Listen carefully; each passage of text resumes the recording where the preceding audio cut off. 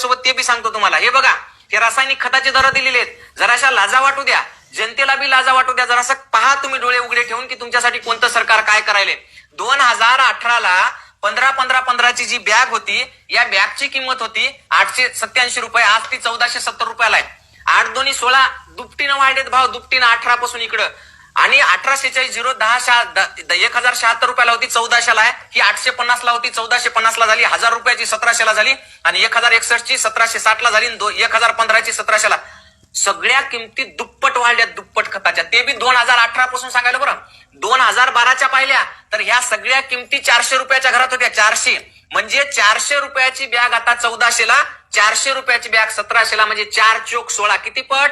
4 पट भाऊ, 4 पट किमती वाढल्यात खताच्या. किती पट? 4 पट. सोयाबीन 2012ला होतं 6000 रुपये क्विंटल. किती?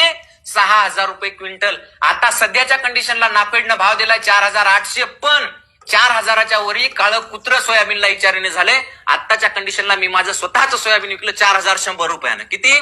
4100 रुपयानं. लाजा वाटायला पाहिजे, लाजा सरकारला बी आणि अशा योजना जाहीर करणाऱ्याला बी. जर तुमच्याच्यानं सोयाबीनला जर 4000 रुपये भाव असेल, 2012ला 6000चा, सध्या